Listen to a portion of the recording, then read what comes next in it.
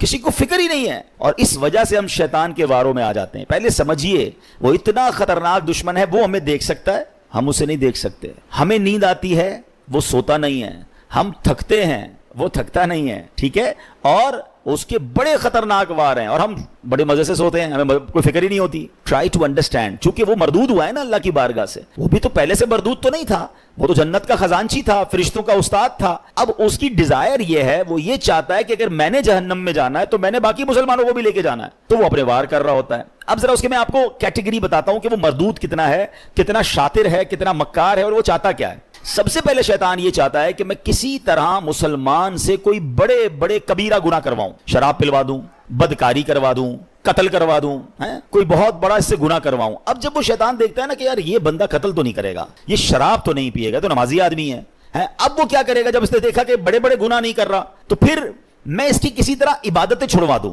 اس کو نماز چھڑوا دوں، اس کو روزہ چھڑوا دوں۔ اب شیطان دیکھتا ہے نہیں، نماز بھی نہیں چھوڑ رہا ہے، نمازیں بھی پڑھ رہا ہے، روزے بھی رکھ رہا ہے، یہ مایوس نہیں ہوتا۔ پھر کیا کرے گا؟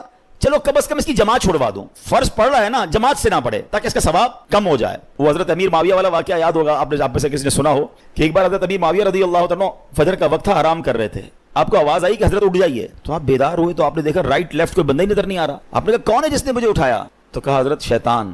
تو کیا کبھی شیطان بھی نماز کے لیے اٹھاتا ہے؟ کہا حضرت بات یہ ہے کہ کچھ دنوں پہلے آپ سوتے رہ گئے تھے، آپ کی فجر کی جماعت چلی گئی، آپ نے بڑے آنسو بہائے، میں نے اللہ کے فرشتوں کو سنا کہ اللہ نے حضرت امیر معاویہ رضی اللہ عنہ کی آہوزاری کے سبب انہیں 700 نمازوں کا ثواب عطا فرما دیا۔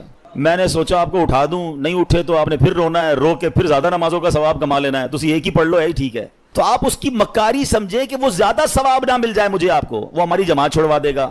اچھا اب دیکھے گا کہ بندہ ہے بڑا پکا نمازی، اس کے نفل چھوڑوا دو۔ آپ دیکھیے شیطان کیا مکاری، ہم میں سے کئی ایسے ہوں گے جو پہلے نفل پڑھتے تھے اب نہیں پڑھتے، یا نفل ہی ہے نا، پھر کہے گا یار اس کی سنت موقدہ چھڑواؤ۔ دوسرا وار کیا ہوگا؟ سنت غیر موقدہ۔ تیسرا وار ہوگا سنت موقدہ۔ اب ایسی باتیں کرنے لگ گئے لوگ، یار سنت ہی ہے نا، فرض تو نہیں ہے، فرض پڑھ لو بھائی بہت ہے۔ تو اب آپ کی سنتیں گئیں، پھر ایک وقت آئے گا آپ کا واجب جائے گا، پھر شیطان آپ کے فرض پر اٹیک کرے گا۔ امیون سسٹم سمجھے تھے نا آپ کووڈ میں، کیا تھا کہ اپنا امیون سسٹم اتنا مضبوط رکھو کہ کووڈ وائرس اٹیک نہ کر سکے۔ تو جس کا امیون سسٹم مضبوط تھا اس پہ وائرس اٹیک نہیں کر پاتا۔ آپ کا اور میرا امیون سسٹم پتہ ہے کیا ہے؟ یہ ہماری عبادتیں ہیں، ہمارے پہلے نوافل ہیں۔ نفل پکڑ لو تمہارا فرض مضبوط ہو جائے گا، کیونکہ نفل پہلے ہے، پھر سنت ہے، پھر واجب، پھر فرض کی باری آئے گی۔ شیطان نہیں کر سکے گا حملہ۔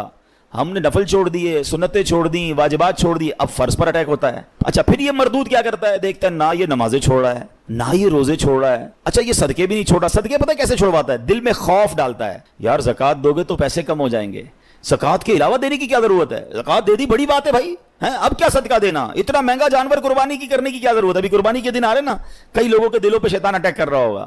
سمجھیں اس کے واروں کو۔ اچھا اس کے بعد بھی نہ کسی بندے نے نماز کم کی، نہ روزہ کم کیا، نہ تلاوت کم کی، نہ صدقہ کم کیا، یہ مردود پھر بھی تھکتا نہیں ہے۔ اب کیا حملہ؟ یہ والا حملہ، صدقہ دے دیا نا، اب احسان جتائے گا، اب کہے گا بتاؤ تو صحیح لوگوں کو کہ میں نے صدقہ دیا ہے۔ اب ریاکاری، یہ سب سے خطرناک وار ہے جو لوگوں کو نہیں پتا، یعنی عبادت کر لی، اب شیطان چاہے گا یہ عبادت ضائع ہو جائے، ہے نا بڑی خطرناک بات کہ میں نے روزے بھی رکھے، میں نے نمازیں بھی پڑھی، میں نے تراویحیں بھی پڑھی، میں نے صدقہ بھی دیا، میں جناب عبادت بھی کروں اور اس کے بعد میری عبادت بھی ضائع ہو جائے۔ یہ کتنی خطرناک بات ہے، مگر اس ویپن کو، شیطان کے اس چال کو کوئی سمجھنے کے لیے تیار نہیں ہے۔ پتہ ہی نہیں ہے لوگوں کو کہ یار یہ بھی ہو سکتا ہے کہ بھائی صدقہ دے دیا، مسجد سے رسید مل گئی، اب یہ رسید مل گئی، صدقہ ان کو ریسیو ہو گیا، لیکن قرآن کہہ رہا ہے صدقے ضائع نہ کرو، اس کا مطلب میں نے پیسے دے کر بھی ضائع کر دیے، یہ کیسے ہو سکتا ہے؟ Null and void. بلکہ میں آپ کو اس سے خطرناک بات بتا رہا ہوں، یہ جو ریاکاری ہے نا، انگریزی میں کہتے ہیں اس کو آسٹنٹیشن، دکھلاوا، یہ اتنی بری بیماری ہے جو صرف صدقہ یا آپ کی نیکی ضائع نہیں کرتا بلکہ اس نیکی کو گناہ بنا دیتا ہے، اللہ کی ناراضی بنا دیتا ہے۔ چلیں بھائی اللہ نہ کرے کوئی نیکی کی اور ضائع ہو گئی، نقصان ہے، مگر وہی نیکی گناہ بن جائے، میں تو مارا گیا نا، کتنا بڑا لاس ہو گیا۔ ٹرائی ٹو انڈرسٹینڈ، یہ سمجھنا ہوگا مجھے اور آپ کو کہ ریاکاری ہے کیا۔ تو ریاکاری کیا ہے؟ حدیث پاک میں آتا ہے، نبی پاک علیہ الصلوۃ والسلام نے فرمایا مجھے تم پر سب سے زیادہ شرک اصغر، چھوٹا شرک، وہ کیا ہے؟ ریا، یعنی دکھاوے کا ڈر ہے۔ اللہ تعالیٰ قیامت کے دن کچھ لوگوں کو ان کے اعمال کی جزا کے وقت فرمائے گا ان لوگوں کے پاس جاؤ جن کے لیے تم دنیا میں دکھاوا کرتے تھے اور دیکھو کیا تم ان سے کیا جزا پاتے ہو۔ یعنی اللہ فرمائے گا میرے پاس تمہارے لیے کوئی جزا نہیں، ان سے جزا لو جن کے لیے نیکیاں کی تھیں۔ اب کیا ہو رہا ہے؟ نماز پڑھی سب کو بتانا ہے, روزے رکھے سب کو بتانا ہے, قرآن پڑھا سب کو بتانا ہے, حج پہ گئے سب کو بتانا ہے.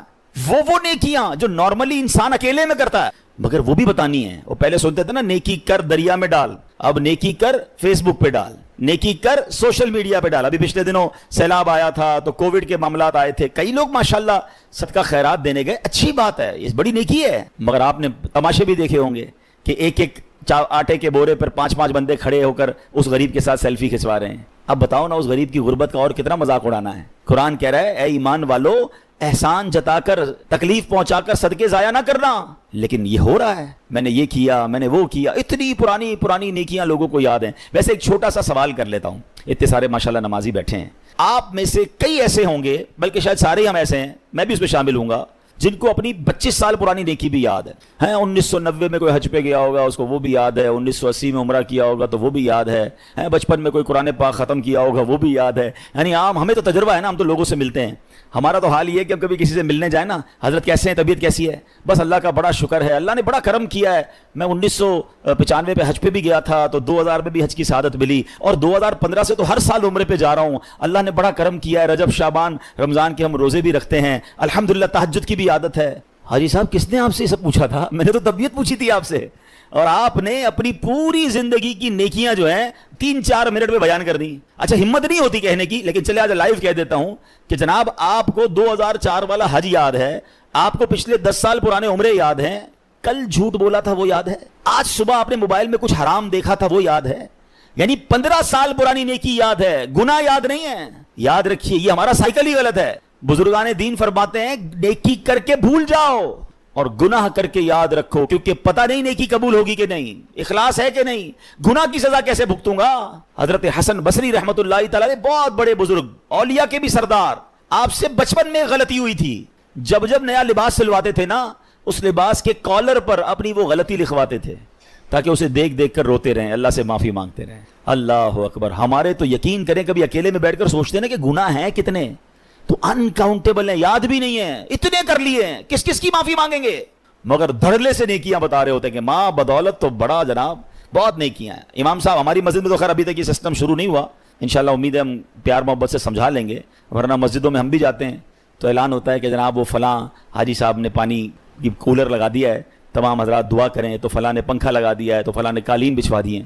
کیوں میرا دل چاہتا ہے کہ میرا نام لے کر دعا کروائی جائے. آپ سمجھے شیطان کے اس وار کو. شیطان ہمارے دل میں یہ بات ڈالتا ہے کہ میری بات پتہ چل جائے لوگوں کو, ریاکاری کروانے کی کوشش کرتا ہے, وہ چاہتا ہے اس کی نیکی ڈیلیٹ ہو جائے. آپ نے وہ حدیث سنی ہوگی کہ پیارے آقا علیہ الصلوۃ والسلام فرماتے ہیں قیامت میں سب سے پہلے, حدیث کا خلاصہ, ایک شہید کو لایا جائے گا. اللہ فرمائے گا میں نے تجھے یہ نیکیاں, یہ تجھے نعمتیں دی, تو نے کیا کیا؟ کہے گا یا اللہ میں اقرار کرتا ہوں مجھے نعمتیں ملی, مگر میرے مولا میں تو تیری راہ میں لڑتے جہاد کرتے کرتے شہید ہو گیا. مجھے بتائیے نا, جان سے بڑھ کے تو کچھ نہیں ہے نا, جان دے دی اس نے. اللہ فرمائے گا تو جھوٹا ہے, تو نے اس لیے جہاد کیا کہ لوگ تجھے بہادر سمجھیں, تجھے بہت زیادہ شجاعت والا سمجھیں, تجھے دنیا میں سمجھ لیا گیا. اے فرشتوں اس کو اٹھا کر جہنم میں ڈال دو. کس کو؟ شہید کو. کیوں؟ حدیث یاد ہے انما الاعمال بالنیات. نیت جہاد کی نہیں تھی, اللہ کی رضا کی نہیں تھی, نیت دکھلاوے کی تھی. پھر فرمایا ایک سخی کو لایا جائے گا, اور سخی سے رب فرمائے گا اے میرے بندے میں نے تجھے یہ نعمتیں دیں. وہ کہے گا ہاں مولا تو نے بہت نوازا مجھے, تو نے کیا کیا؟ کہے گا یا اللہ تیرا مال ملتا رہا, میں خرچ کرتا رہا, غریبوں کی مدد کرتا رہا, تیری راہ میں لٹاتا رہا. ارشاد ہوگا تو جھوٹا ہے, تو نے اس لیے سخاوت کی کہ تجھے سخی کہا جائے. وہ تجھے دنیا میں کہہ لیا گیا, نام آ گئے, گروپوں میں چل گئے, سوشل میڈیا پہ چل گئے. یہ میں اپنی طرف سے کہہ رہا ہوں, اللہ فرمائے گا تجھے کہہ لیا گیا, اور پھر حکم ہوگا فرشتوں اسے جہنم میں ڈال. اب ایک قرآن پڑھانے والے قاری کو لایا جائے گا. سنیے, یہ ہم جو مذہبی کام کرنے والے لوگ ہیں, یہ ہمارے لیے درس عبرت ہے. اللہ فرمائے گا میں نے تجھے طرح طرح کی نعمتیں دی. وہ مانے گا, کہے گا ہاں تو نے اللہ بہت نعمتیں دی, تو نے کیا کیا؟ کہ یا اللہ میں قرآن پڑھتا رہا, لوگوں کو پڑھاتا رہا, دین سکھاتا رہا. ارشاد ہوا تو جھوٹا ہے, تو نے یہ اس لیے کیا کہ لوگ تجھے قاری کہیں, تجھے عالم کہیں, تجھے کہہ لیا گیا دنیا میں. اے فرشتوں اسے جہنم میں ڈال دو.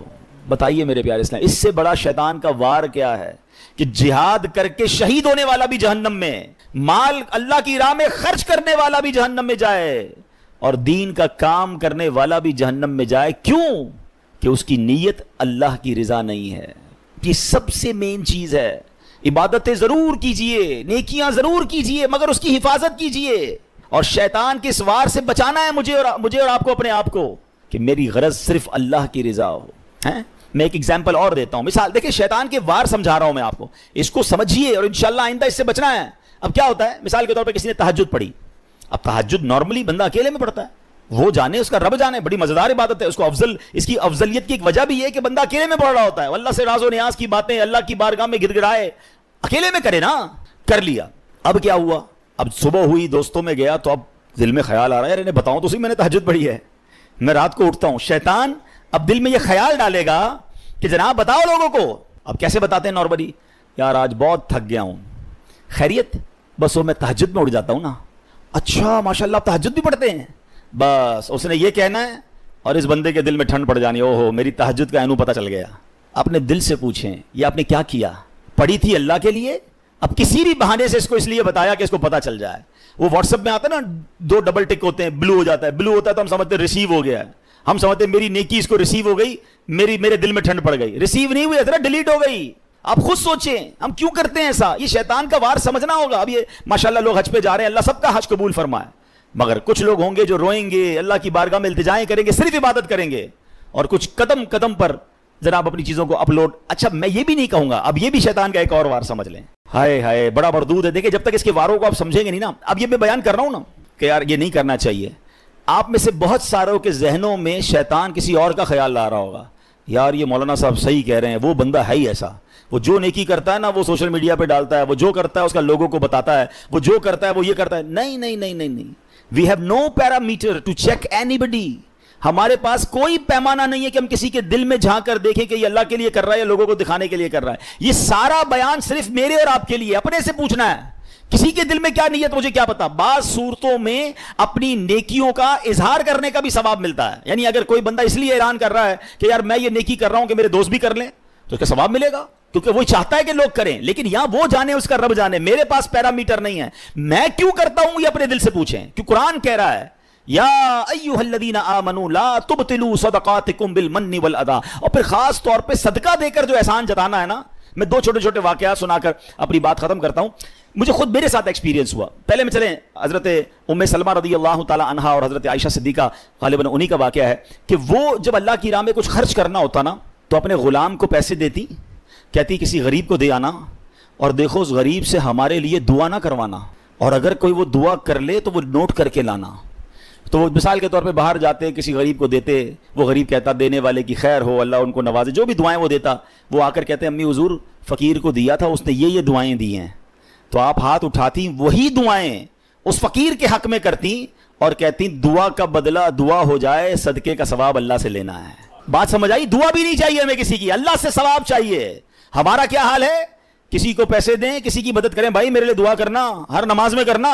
اچھا عمرے پر بھیج دے تو ہر چکر میں میرے لیے دعا کرنا, کعبے کو دیکھ کر پہلی دعا میرے لیے کرنی ہے, ادھر سے تصویر بھی بھیجنا. یار ہم نے اگر دے دیا تو بھول جائے نا وہ اچھا ہم نہ بھی کہیں اس کو, جو گیا ہے اس کے قدم قدم پر نیکیاں ملنی ہیں. ہم امپوز کیوں کر رہے ہیں کہ یہ بندہ مجھے بار بار پریز کرے, بار بار میرا شکریہ ادا کرے, بار بار مجھے سلام کرے کیونکہ میں نے اس غریب کی مدد کی ہے.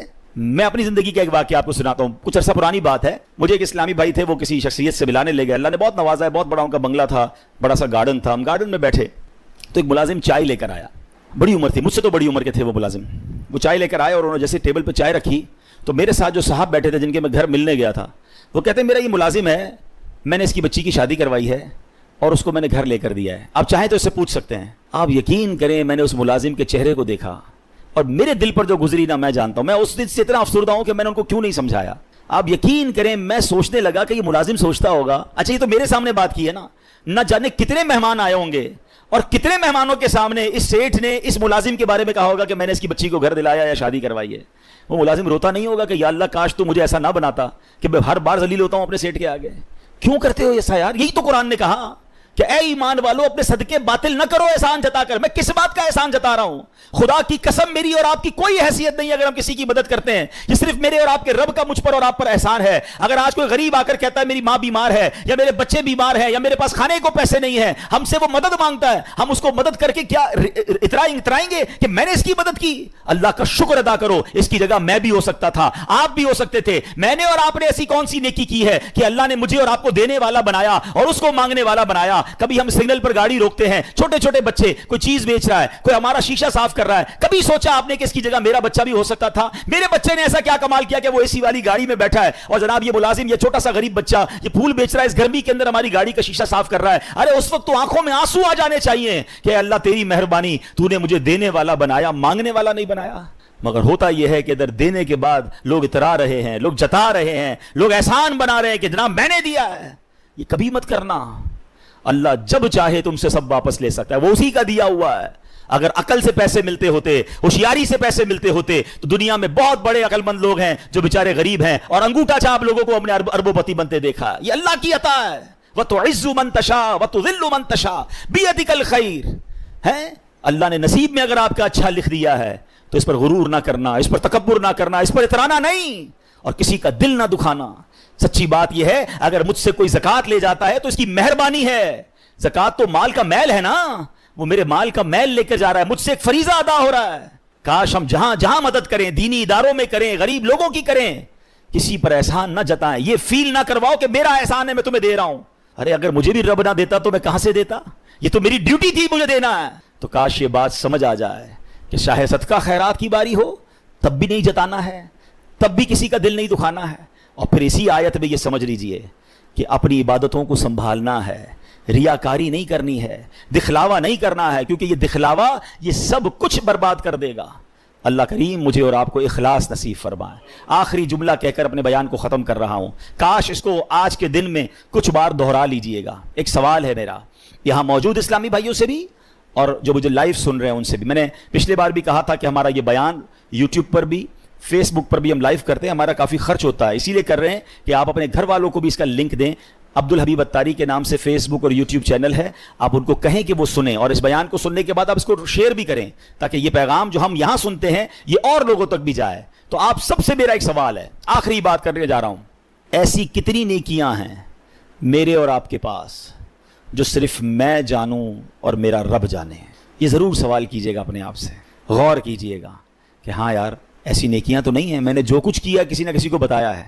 اگر نہیں ہیں تو آج ایک نیت کر جاؤ کہ آج کے بعد کچھ نیکیاں ایسی ضرور کروں گا جو فقط میں جانوں اور میرا رب جانے. مدد کریں, کبھی کبھی ایسی بھی مدد کر دیا کرو کہ مدد کرنے والے کو بھی پتہ نہ چلے, مدد لینے والے کو بھی میری مدد کی کس نے ہے, میں جانوں میرا رب جانے. احسان کیوں جتائیں؟ اللہ پاک مجھے اور آپ کو اخلاص کی دولت نصیب فرمائے.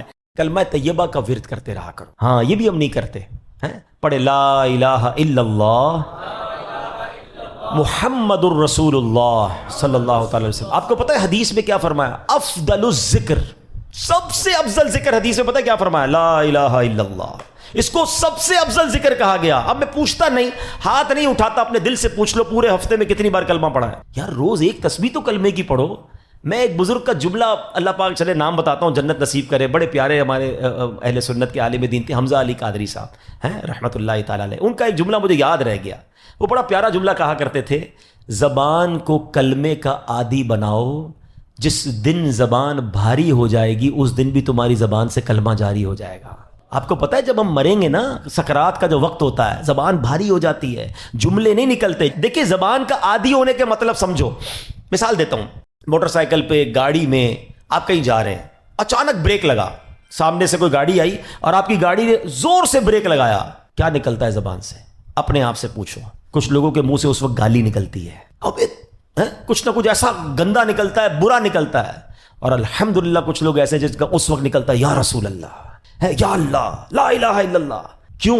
یہ جملہ سمجھنا میرا, جو برتن میں ہوتا ہے نا وہی چھلکتا ہے. جس کے اندر گندگی بھری ہونا ہے, گندی باتیں, بے حیائی, برے دوست میں بیٹھنا, گالی گلوچ, جب بھی اس کو جھٹکا لگے گا نا, جب بھی اس کو تکلیف پہنچے گی, چونکہ اندر گندگی بھری ہوئی ہے تو دھکا لگنے پر وہی باہر نکل رہا ہے.